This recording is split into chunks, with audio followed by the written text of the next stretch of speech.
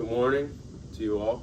My name is Cadet Cavana, and I'm the squad leader of 1st Squad, 2nd Platoon, Battle Company, 117th Infantry. This is an information brief. It is unclassified. The purpose of this brief is to inform you on the composition of the Chinese Rifle Squad in comparison to the composition of the American Rifle Squad, as we all know, and to highlight the key differences in between the two. During my brief, I will review the American composition just so that it's easier to compare to the Chinese composition. Then I will go more into detail with the Chinese composition, starring some of the differences and highlighting them, comparing them to the American composition. But before, I would just like to express and highlight the importance of the topic of this brief. We're going down to the smallest unit of the Chinese Army in the Rifle Squad, but looking at it just kind of big picture.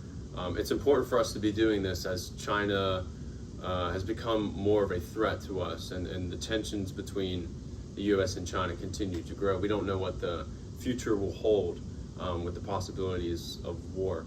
So being prepared and start with us knowing their composition, what they're made out of, and then what they can do, so that we can start to better prepare ourselves and kind of move that into more of our training. So without further ado, we'll begin by reviewing the composition of the American Rifle Squad.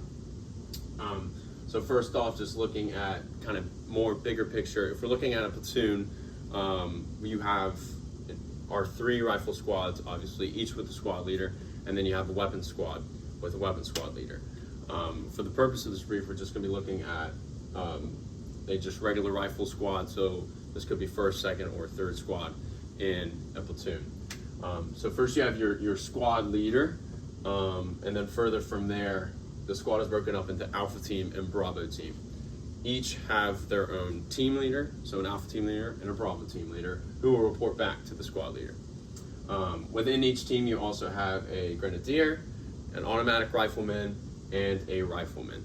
So kind of in general, if we're looking more at the weapon systems of the American Rifle Squad, you're looking at mostly M4s across the board, except for an attachment to grenade launcher, as well as the automatic rifleman obviously not have an M4. So moving forward, now that we've looked at the American composition, now we're going to move over to the Chinese composition. So we're looking at, this is an example of a Chinese motorized platoon.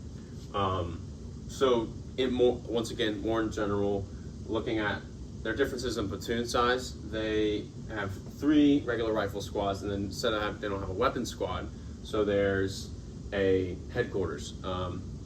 But for the purpose of this brief, we're just going to be looking at just the composition of a regular rifle squad. So each rifle squad has 9 people, including a squad leader, and we'll get more into the makeup of the leadership in just a moment. But looking at the weapon systems of the Chinese Rifle Squad, we're going to be looking at a pistol, an assault rifle, kind of similar to the assault rifle to the M4. Then you have an assault rifle with a grenade launcher attached to it. So from what we've covered so far, it's mostly seeming like the same thing, but then it starts to get a little different as we go further on. Looking at, you get to a sniper in each squad, as well as a mounted weapon system on the CSK-141, which we'll look at in just a moment as well. And then they also have a rocket launcher in each squad. So coming over here now to more of the separate teams and the leadership of the Chinese Rifle Squad. Starting up here with the leadership, a key difference to highlight out as compared to the Americans, we have an Alpha Team leader and a Bravo Team leader underneath a squad leader. They report to the squad leader. But looking at the Chinese Rifle Squad, each rifle squad has a squad leader and then an assistant squad leader. Much different than 2 team leaders. So each of these guys kind of both team up to be in charge of the whole squad, as opposed to separating it up to where the team leaders report to the squad leader. So the assistant squad leader, key difference there. Another key difference, obviously, that each squad is motorized with the CSK-141, which has a mounted weapon system on it as well. However, this is a strength of theirs, the way that they are able to move like that, but they can also the driver can become just a primary rifleman if they want to demotorize and not have the CSK 1-for-1 to allow more easy mobilization or something of that aspect. Further looking at the smaller teams, for the most part, you're going to see a lot of similarities between the machine gun team and the anti-tank team. The machine gun team with the machine gunner, assistant machine gunner, and the anti-tank team, grenadier, assistant grenadier, and the rifleman. But then if we're looking more at the machine gun team, big difference here is that they have a sniper as well. Once again, that sniper, kind of looking at it here too, and just the regular rifle squad, that allows for the mission kind of to expand there, because like now you can have, if you need to get a single long distance target in a squad mission, it's way more easily accessible, as opposed to Americans would have to attach a sniper or to their squad, because we don't have snipers in our squad. So overall, the key differences that I want to point out just with the squad makeup is the leadership, as compared, they have a squad leader and assistant squad leader, opposed to our process of having two team leaders.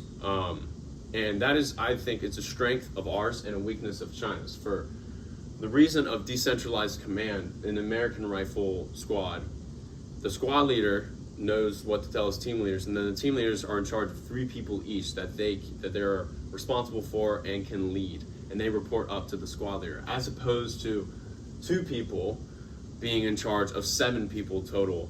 I think it'd be much more, makes more sense to have that idea of decentralized command. And then looking at just the weapon system differences here, obviously they have the strength of having a CSK and being able to move without that and with it in each squad, as well as having a sniper to expand their mission in each squad as well. Once again, this is the importance of this brief, is that the threat is growing with China, and to know that the makeup of their ground force and the composition of their ground force it'd be of great advantage to us as soon as possible, so that we can start to better prepare ourselves for that possibility of a conflict with them. Thank you all for attending this brief on the comparison of the American Rifle Squad and the Chinese Rifle Squad. This concludes my brief.